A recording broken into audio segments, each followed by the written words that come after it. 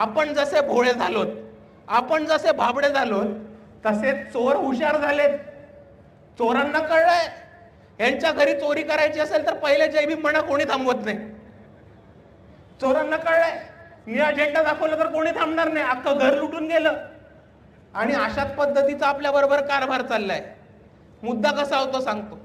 एक मोठा निळा झेंडा दाखवतात, मोठा असं लोखंडाचं दांडकं असतं, मोठा निळा झेंडा दाखवतात. आपली लोक बिचारी निळा झेंडा दाखवतात, बाबासाहेबांचा माणूस आहे, चांगला माणूस आहे म्हणून जातात त्याच्या मागे.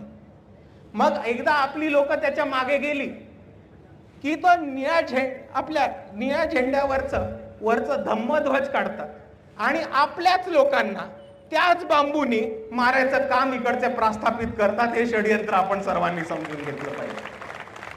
आणि हीच गोष्ट आपल्या बरोबर दर इलेक्शनला आतापर्यंत लोक करत आली.